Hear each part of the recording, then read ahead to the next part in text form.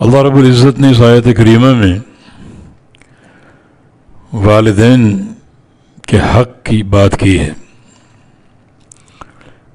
اس سے قبل اللہ تعالی نے اپنی توحید کی بات کی جو اس کا حق ہے،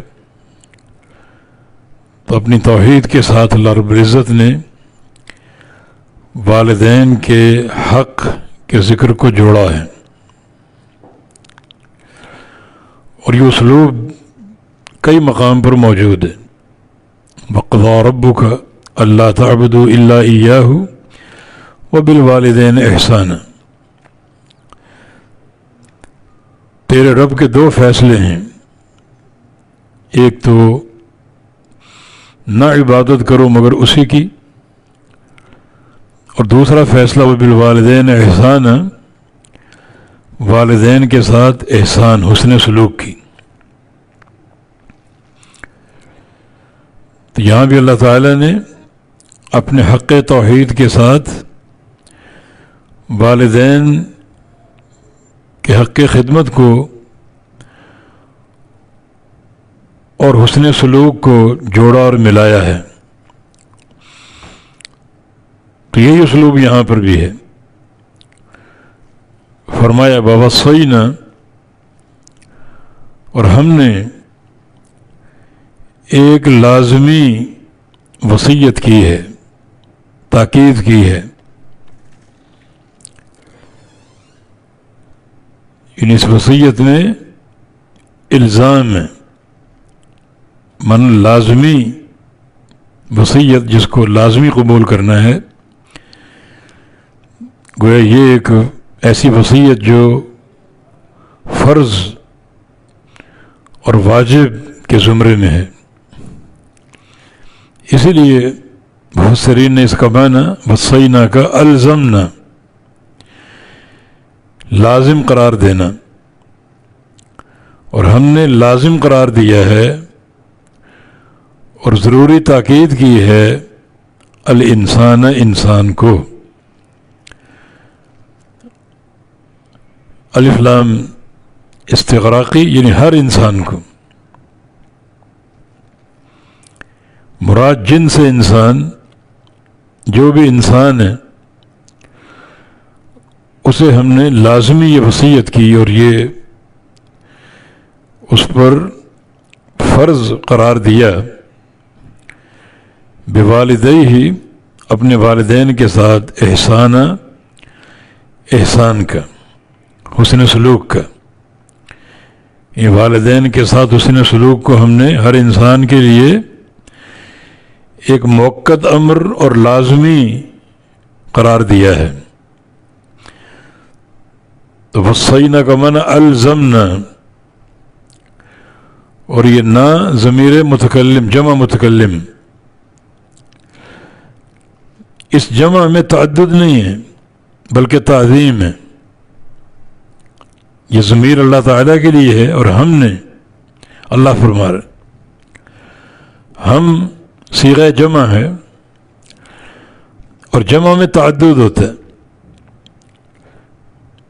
یعنی کئی افراد مراد ہوتے ہیں۔ یہاں جمع برائے تعدد نہیں بلکہ برائے تعظیم ہے، برائے تفخیم۔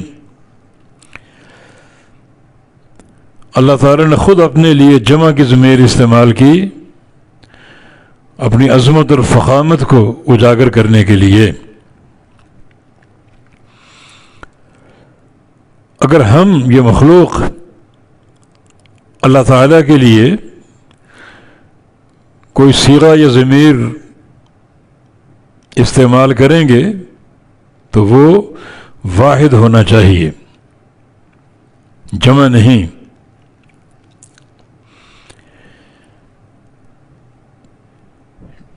جمع میں بعض لوگ سمجھتے ہیں تعظیم اور اکرام ہے۔ اللہ تعالیٰ فرماتے ہیں تو یہ جمع برائے اکرام، برائے تعظیم، لیکن یہ اکرام نہیں ہے۔ ہماری طرف سے اللہ کا اکرام ایسے صیغے میں ہے جس میں توحید کا اظہار ہو، اللہ فرماتا ہے، صیغہ واحد، اور اس میں توحید کا اظہار ہے، اور اللہ فرماتے ہیں اگرچہ کہنے والا موحد ہی ہے اور اللہ کو ایک مانتا ہے، مگر ایسا صیغہ ہے جو موہم تعدد ہے۔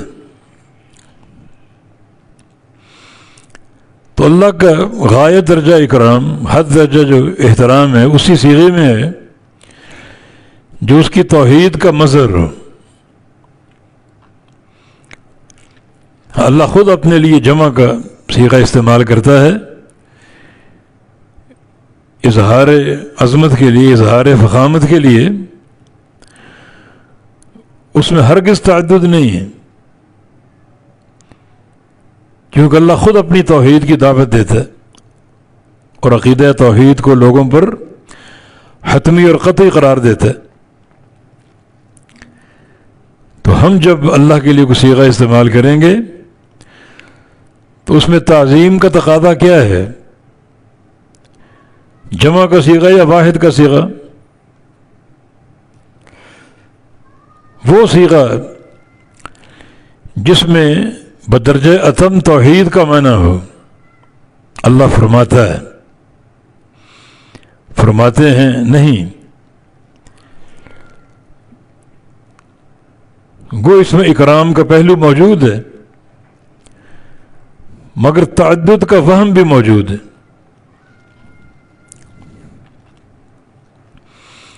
پھر اللہ تعالیٰ کی سب سے بڑھ کر تعظیم کرنے والا کون ہے؟ اللہ کا اکرام کرنے والا کون ہے؟ تفخیم کرنے والا کون ہے؟ محمد الرسول اللہ صلی اللہ علیہ وسلم۔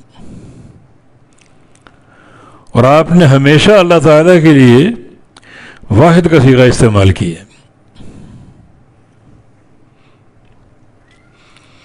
اللہم انت ربی لا الہ الا انت خلقتنی وانا عبدک وانا لا احدک ووعدک ما استطعت۔ سب واحد کے صیغے، واحد کی ضمیریں ہیں۔ تو آپ سے بڑھ کر اللہ تعالیٰ کی تعظیم اور اکرام کے تقاضوں کو سمجھنے والا کون ہو سکتا ہے؟ تو ہمیشہ آپ نے واحد کا صیغہ استعمال کیا ہے۔ ہاں، لوگوں کی مخاطبت میں بعض اوقات ایک بندہ واحد اکیلا ہوتا ہے اور جمع کا صیغہ استعمال کرتے ہیں، السلام علیکم کیف حالکم، حالانکہ مخاطب ایک بندہ ہوتا ہے۔ تو مخلوقات کے درمیان جمع کی ضمیر اکرام کا باعث ہو سکتی ہے۔ اللہ تعالیٰ کے لیے اکرام اسی صیغے میں ہوگا جس صیغے میں توحید کا فہم نکلتا ہو۔ تو فرماتا ہے اور فرماتے ہیں، فرماتا ہے میں فہم توحید ہے، فرماتے ہیں میں آپ کے نزدیک اکرام ہو سکتا ہے مگر اس میں تعدد کا فہم موجود ہے۔ تو پھر وہ صیغہ استعمال کرو جس میں توحید کا معنی بدرجہ اتم موجود ہو۔ تو فرمایا کہ وَوَصَّيْنَا الْإِنسَانَ، ہم نے انسان کو تاکید کی ہے، بِوَالِدَيْهِ، اپنے والدین کے ساتھ، احساناً، احسان کی، حسن سلوک کی۔ تو وَصَّيْنَا بمعنی الزمنا ہے، تو اس کے دو مفعول ہونے چاہیے اور دونوں موجود ہیں یہاں پر۔ الانسان مفعول اول ہے اور احسان مفعول ثانی۔ یعنی بعض افعال ایسے ہوتے ہیں جو دو مفعولوں کا تقاضا کرتے ہیں اور یہاں دونوں موجود ہیں۔ وَوَصَّيْنَا الْإِنسَانَ، یہ نا ضمیر متکلم کی فاعل ہے اور انسان مفعول، پہلا مفعول، اور احسان دوسرا مفعول۔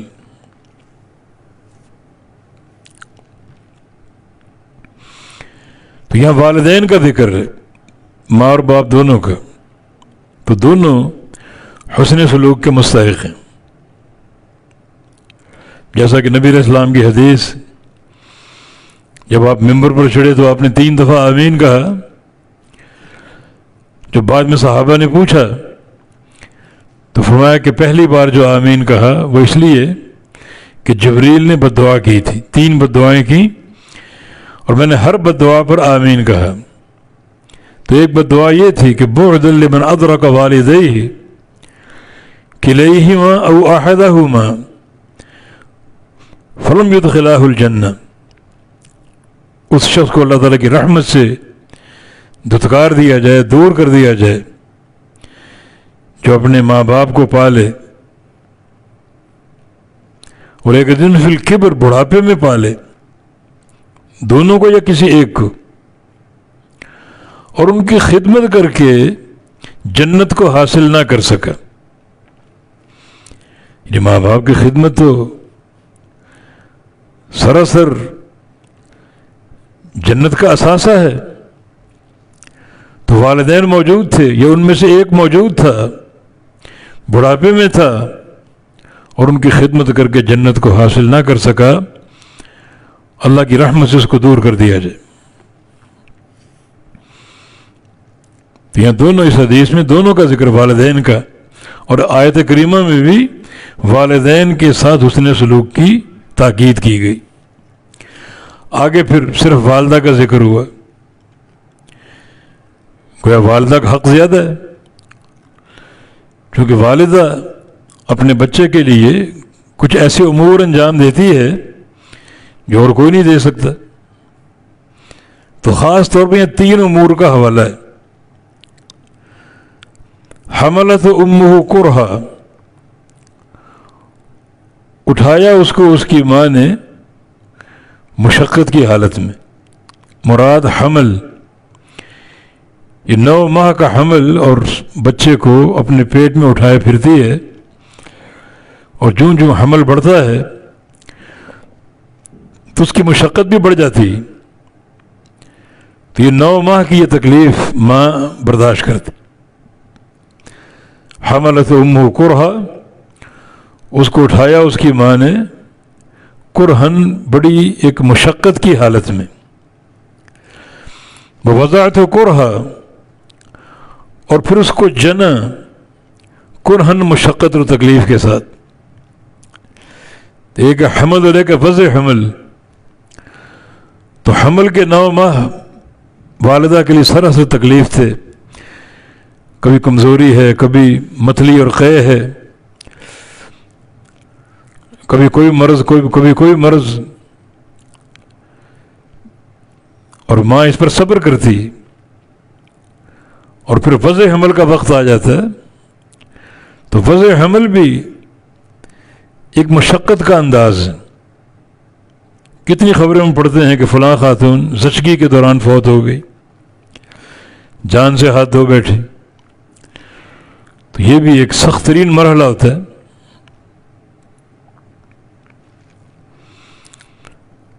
وہ ایک قصہ معروف، ایک خراسانی حاجی حرم میں اپنی پشت کے ساتھ ایک گٹھڑی اٹھائے پھر رہا تھا۔ ایک مجلس درس دیکھی، کوئی محدث درس دے رہا ہے، پوچھا من المحدث، یہ محدث کون ہے؟ لوگوں نے کہا عبداللہ بن عمر رضی اللہ عنہما، صحابی رسول۔ بیٹھ گیا، درس سنا، اور بعد میں قریب چلا گیا جناب عبداللہ کے، اور کہا کہ یہ پشت پہ جو گٹھڑی ہے یہ کوئی سامان نہیں، میری والدہ ہے، خراسان سے آیا ہوں پیدل، اپنی ماں کو اس طرح اٹھائے ہوئے، اور اپنی والدہ کو پورا حج کرایا اپنی کمر پہ اٹھا کے، واپس لوٹوں گا اسی طرح اپنی کمر پہ اٹھا کے۔ رستے پر خدمت بھی کی، صفائی ستھرائی کی اور کھلانے پلانے کی۔ مجھے بتائیں کہ میں نے اپنی ماں کی خدمت کا حق ادا کر دیا اس طویل عمل کے ساتھ؟ فرمایا کہ جو تمہیں جنتے ہوئے تمہاری ماں نے تکلیف کا جھٹکا لیا تھا یا جھٹکے لیے تھے، ان میں سے ایک جھٹکے کا بھی حق ادا نہیں ہوا۔ یہ ماں کا حق۔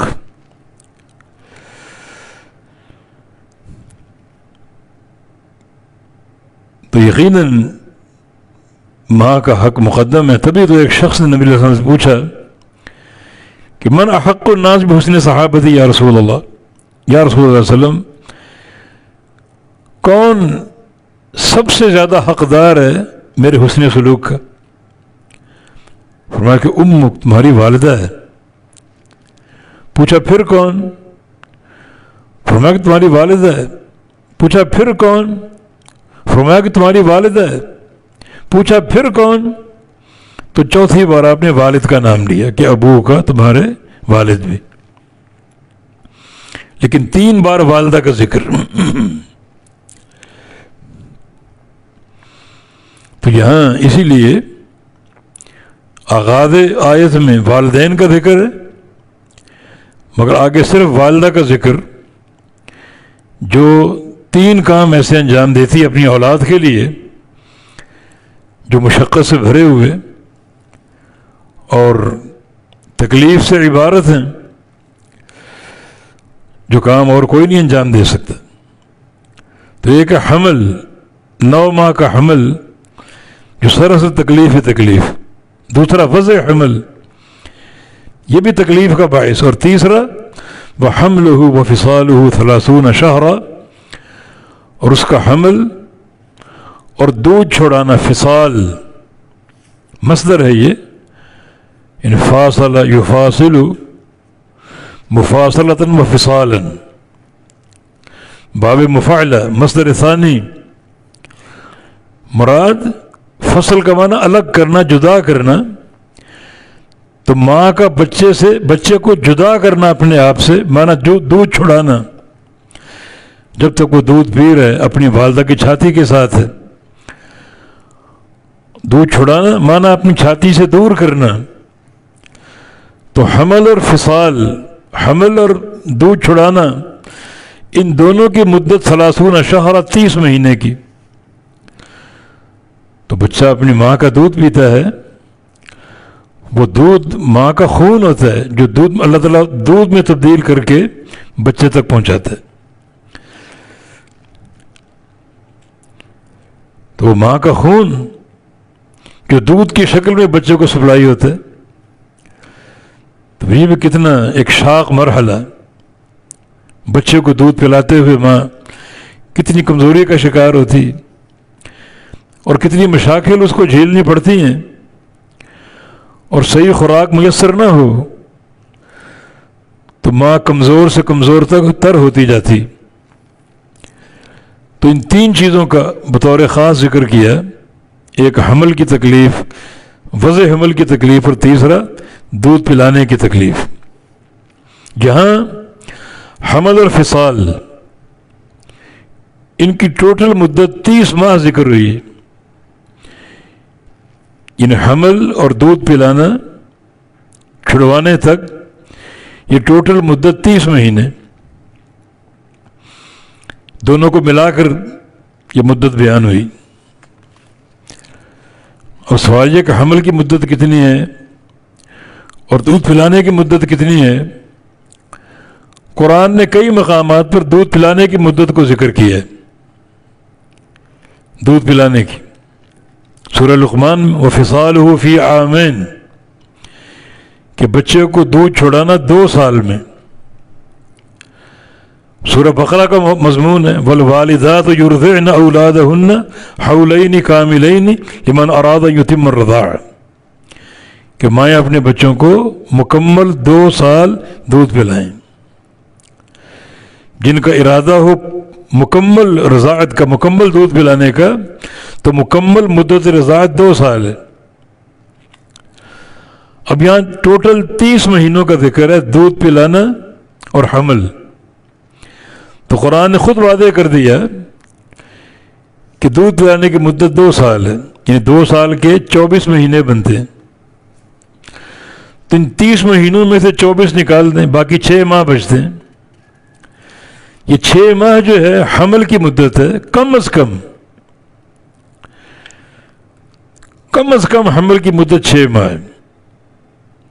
عام طور پہ 9 ماہ مدت ہوتی ہے, اس سے بڑھ بھی سکتی ہے, کچھ کم بھی ہو سکتی ہے, لیکن جو اقل مدت حمل ہے وہ 6 ماہ ہے.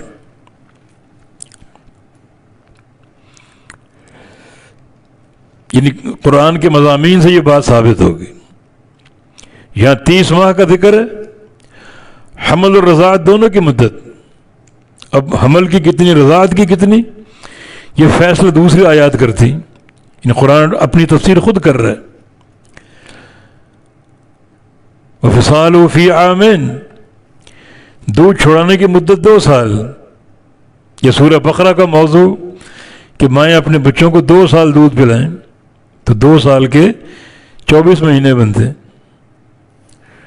اور یہاں ٹوٹل 30 مہینوں کا ذکر ہے، تو 30 میں سے 24 نکال دیں، باقی 6 ماہ بچتے ہیں. گویا 24 مہینے دودھ پلانے کی مدت ہے اور 6 ماہ حمل کی مدت ہے کم از کم. جس کا معنی یہ ہوا اگر کسی خاتون کو شادی کے 6 ماہ بعد بچہ پیدا ہو جائے تو اس پر الزام نہ لگایا جائے، اس کو متہم نہ کیا جائے، کیونکہ 6 ماہ کم از کم حمل کی مدت ممکن ہے. اور ایک قصہ پیش بھی آیا تھا عثمان غنی رضی اللہ عنہ کی خلافت کے دور میں. یہ باجہ بن زید الجوہنی یہ فرماتے ہیں کہ ہماری قوم کی ایک عورت جس کی شادی ہوئی اور وہ شوہر بھی ہماری قوم کا تھا، ہمارے قبیلے کا تھا، اس خاتون نے 6 ماہ بعد بچہ جن دیا.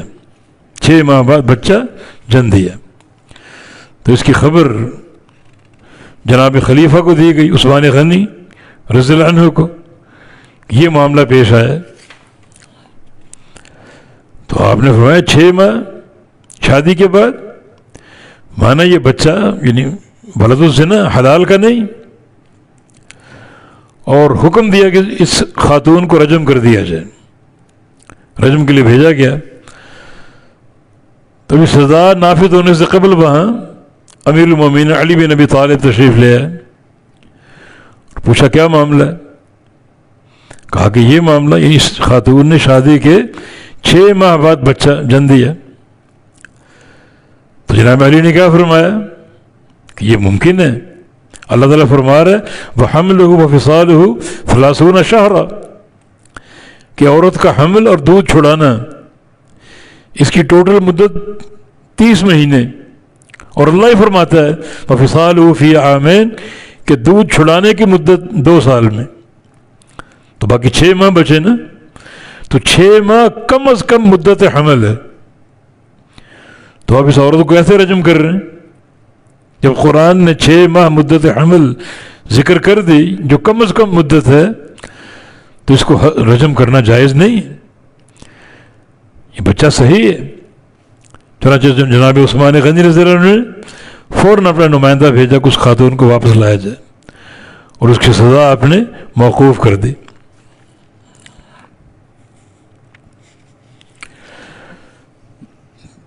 تو الغرض یہاں مقصود ماں کا حق خدمت، حسن سلوک، جو اس قدر تکلیفیں برداشت کر کے اپنی زندگی کی ایام گزارتی ہے. تو فرمایا کہ اس کے بعد جب بچہ پیدا ہو جاتا ہے، پھلتا پھولتا بڑھتا ہے، تو بچوں کی 2 قسمیں ہو جاتی. دونوں کا یہاں ذکر ہے.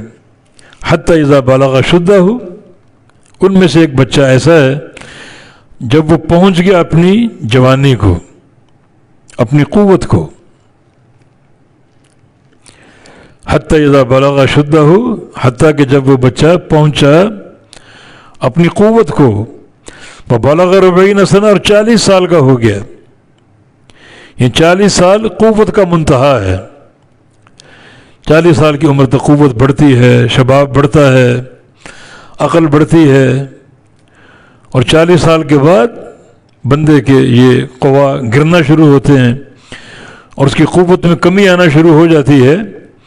تو اس لیے 40 سال کا ذکر کیا. یہ بالغ شدہ ہو، اپنی قوت کو پہنچا. بعض علماء نے اس کا معنی بلوغت کی ہے، جیسے 15-16 سال کی عمر بلوغت کی عمر.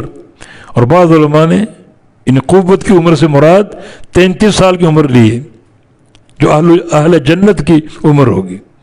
اہل جنت 33 سال کے ہوں گے اور 33 سال کے رہیں گے ہمیشہ. جو کمال قوت ہے وہ 40 سال، اور 40 سال کے بعد عمر یا جو قوا اور قوت وہ گرنا شروع ہوتی ہے. انسان جب اپنی قوت کو پا لیتا ہے، اپنی جوانی کی انتہا کو پہنچ جاتا ہے، تو قال وہ دعائیں کرتا ہے. کیا دعا؟ رب اوزعنی ان اشکر نعمتک التی انعمت علی وعلی والدی. اے میرے رب مجھے توفیق دے، ان اشکر کہ میں شکر ادا کروں، نعمتک تیری نعمتوں کا. نعمتک یہ نعمتک نعمت واحد کا صیغہ ہے، ایک نعمت مراد نہیں ہے. صیغہ واحد یہ مضاف ہے معرفہ کی طرف کا، ضمیر معرفہ، ضمیر مخاطب. اور واحد کا صیغہ اگر مضاف ہو معرفہ کی طرف تو وہاں عموم مراد ہوتا ہے. مراد تیری ساری نعمتیں، تیری ساری نعمتیں. انشکر نعمت کا، میں شکر ادا کروں تیری تمام نعمتوں کا. التی انعمت علی، جو تو نے مجھ پر کی ہیں، وعلی والدی، اور میرے والدین پر کی. یہاں چونکہ اولاد کی 2 قسمیں، یہاں ایک قسم کا ذکر ہے، اور یہ نیک اولاد. اس کو پالا گیا، پوسا گیا، بڑا کیا گیا، حتیٰ کہ بھرپور عمر جب پالی اور اپنی بھرپور جوانی کو پہنچ گیا تو وہ دعائیں کر رہا ہے اپنے لیے، اپنے والدین کے لیے کہ مجھے توفیق دے. ان اشکر نعمتک کا، میں شکر ادا کروں تیری نعمتوں کا. التی انعمت علی، تو نے مجھ پر کی، وعلی والدی، اور میرے والدین پر کی. وان اعمل صالحا، اور یہ کہ میں عمل کروں نیک، ترضاہ، جن کو تو پسند کر لے. وان اعمل صالحا، نیک عمل کروں، ترضاہ، جو تیری رضا کا باعث بن جائے، جن سے تو راضی ہو جائے، تو پسند کر لے. تو نیک بچے کی دعا اپنے لیے، اپنے والدین کے لیے، اور اللہ تعالیٰ کی نعمتوں کا اقرار اور اعتراف، اور یہ کہ توفیق دے ان نعمتوں کا شکر ادا کروں. سب سے بڑی نعمت دین کی، توحید کی، عقیدے کی، اللہ کے رسول کی محبت کی، سب سے بڑی نعمت ہے. تو ان نعمتوں کا ذکر جو تو نے مجھ پر کی اور مجھ سے قبل میں والدین پر کی، ان کا شکر ادا کرنے کی توفیق دے. وَأَنْ أَعْمَلَ صَالِحًا تَرْضَاهُ، اور یہ کہ میں عمل کروں نیک جس کو تو پسند کر لے اور تو راضی ہو جائے. اور وَأَصْلِحْ لِي فِي ذُرِّيَّتِي، اور اصلاح فرما دے میرے لیے میری اولاد میں، جو ایسی اصلاح جو مستقل چلتی رہے، اور اصلاح فرما دے، درست کی اور بہتری فرما دے میرے لیے میری اولاد میں، ذریت میں، بیٹوں میں، بیٹیوں میں، پوتوں پڑپوتوں میں. اصلاح فرما دے میرے لیے میری ذریت میں. میرے لیے کیا مانا میرے بچوں کی اصلاح ہو، اور بچوں کی اصلاح کا مجھے فائدہ ہو، مجھے بھی فائدہ ہو. ظاہر جب بچہ نیک ہوگا، نیک سیرت ہوگا، نیک طبیعت ہوگا، تو والدین کی خدمت بھی کرے گا، دعائیں بھی کرے گا، اور اس کی نیکی ماں باپ کے لیے صدقہ جاریہ ہوگی. یعنی وہ اصلح لی، اور اصلاح فرما دے، بہتری فرما دے میرے لیے میری اولاد میں، میری ذریت میں، کہ ان کی نیکی، ان کا تقوی ہمارے لیے مفید ہو. نیک اولاد ماں باپ کا صدقہ جاریہ ہوتی ہے. الا من ولد صالح یدعو له، اعمال منقطع ہو جاتے ہیں، کٹ جاتے ہیں انسان کی موت سے، مگر کچھ اعمال صدقہ جاریہ کے طور پر جاری رہتے ہیں. ان میں سے ایک نیک اولاد. تو وہ اگر نیک ہوگی، متقی پرہیزگار ہوگی، تو ان کی نیکی اور تقوی ماں باپ کے کام آئے گا، صدقہ جاریہ بن جائیں گے.